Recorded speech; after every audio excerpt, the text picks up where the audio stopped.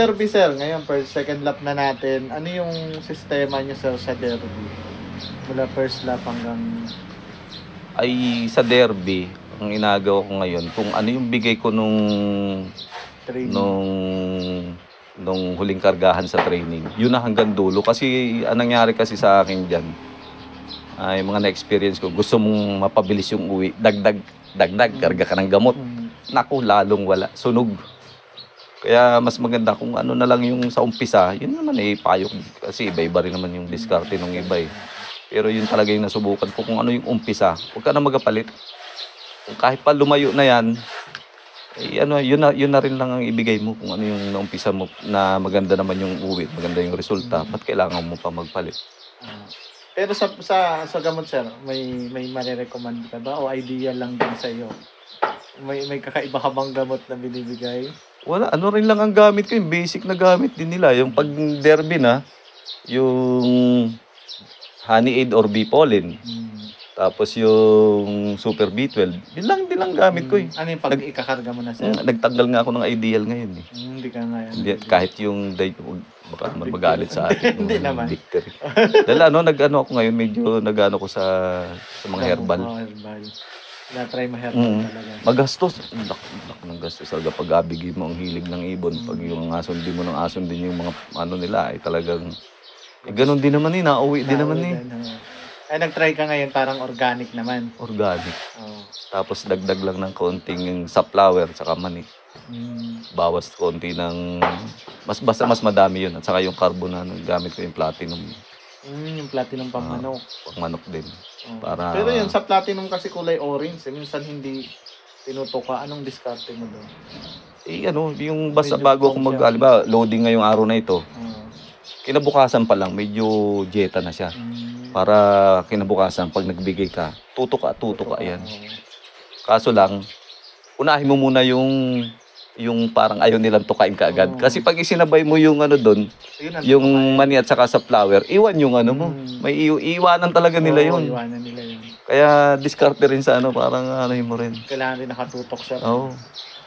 Ayun, sir, pansin natin doon sa, kasi pinuntahan kami dito kay sir sa likod. Dati babuyan kayo, sir, no? Paano kayo na ano tayo sa ibang hobby? Yung crayfish, pwede mo bang crayfish ba ang tawag doon? Oo, ARC. Nag-introduce naman sa amin yan, yung pamangkin ko na nasa Dubai. Kasi yung mami niya, yung ate ko na nandyan, pinag-alaga niya rin ng Eksakto naman na tinamaan kami ng medyo lugi. ASF. Sabi niya, maghanap tayo ng ng alternative na pwede nating alagaan. Kaya tinisting namin yun. Naghanap kami, dapat nga sa Batangas pa sana kami kukuha ng ng mga breeder. Na-search namin na meron pala doon sa Gloria. Kaya doon kami naka-acquire ng mga breeder nun. Ibig sabihin bago pa lang. Bago pa lang, wala pa kaming 2 buwan. Pero sir, pag pwedeng bumili dito? Pwede. Talagang kailangan magkaroon ng market yan para medyo makabawi-bawi. Ayun. Yun, pag mayroong hindi kontakin nyo na lang si sir. At saka huwag kayong mag-alala. Yung nalalaman ko ng konti na para sa pagkukondisyon, i-share ko na agad. Yung iba kasi hindi masyadong binibigay Kaya minsan ang dami ring nagiging casualty. Ang mahal pa naman ng isa. Mahal ng breeder din. Ayun. Sir, may isa shoutout ka ba sa Team Kalapatids natin?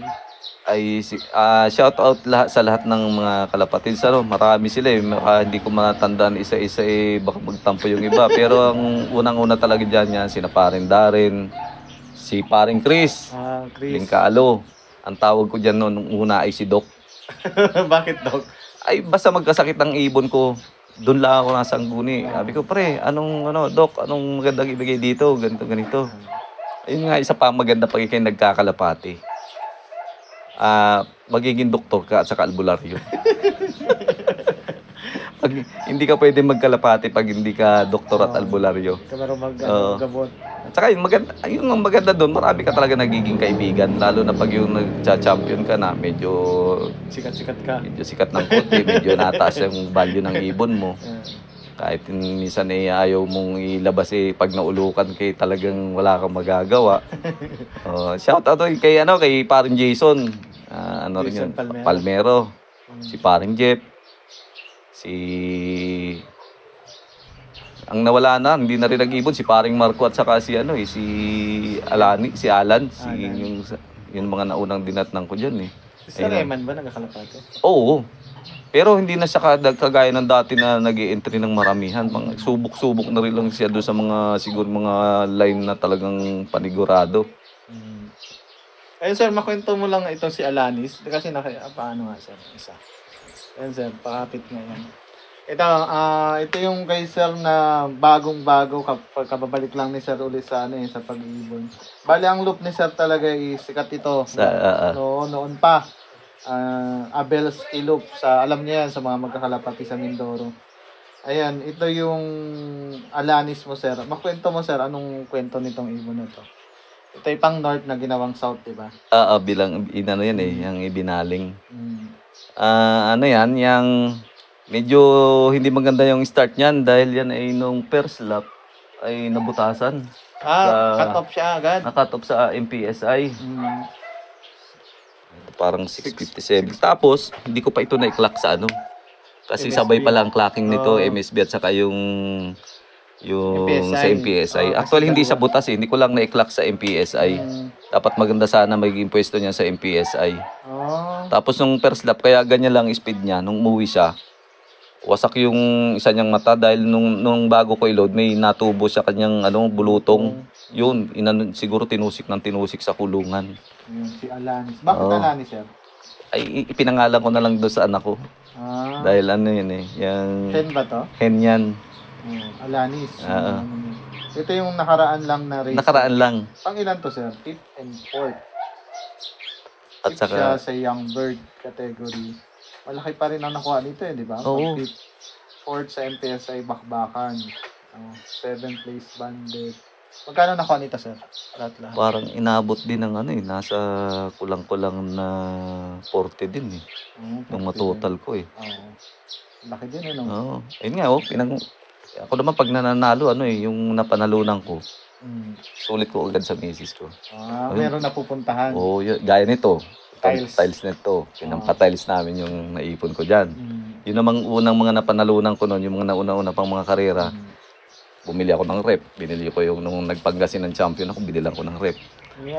Bumili ako ng yung iba, washing machine. Yung iba, kabili pa ng compressor. Kaya sabi ko doon sa tropa, pag kayo napadaan doon, naplatang kayo, libre hangin kayo. Kasi may ambag kayo dyan.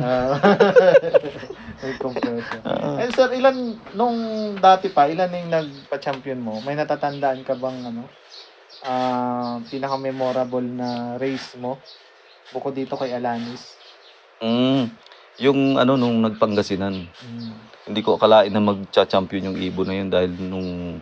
sir, North yun? Kailan sir? North yun. Mga 20 na? O 19?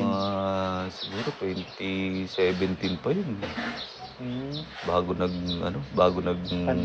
ng mga bird flu muna yung nauna bago pandemic eh. Kaya nawala ng permit eh. Kasi yun, hindi ko talaga akalain magcha-champion. Yun nga yung anak nung galing kay kay Paring G. Na natukod din lang yun, nahuli din lang yun doon sa kanila na nakita na doon sa may kusina nila na nagatuka na ng sabi niya mumulang daw inatok ay sa sobrang gutom. Parang matnog ang bitaw nung tumuko dito. Nung first lap, okay, uwi. Marami ang entry ko kasi noon, mga pinakamadami ko noon, 6 lang eh. Sa palagay ko lang na kaya kong intindihin, hindi ko kaya yung mga... Ibig sabihin, hindi ka talaga nag-race ng madaming? Hindi. Ngayon lang ako kumuha ng 2 set eh. Pero dati, lang. Tsaka ako noon, more on old bird. Ilang katwiran ko noon. Kung mawala, okay lang. Pero nakakapanghinayang. Kaya nitong huli, lahat young bird na. Young bird na rin. Dahil kung alin pa yung mga yung mga nire-reject mo, yung pala yung mauuwi sa'yo ng maganda. Magbibigay sa'yo ng karangalan. Nitong South, sir, ilan nilaro? Second lap na natin bukas. Yan. Ang ikinarga ko doon ay 8. 8 young bird.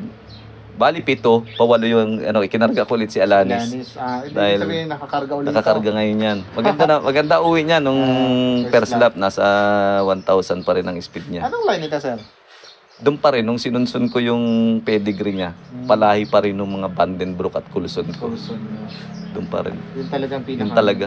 Saka yun, isa pa yun, sa checkered lang at saka sa mga Grey Seal ako talaga swerte. Ang dami ko sinubukang blue bar. No? Pero matyaga. Oo, makunat siya sa mga tawid dagat. Coulson at Vandenbroek.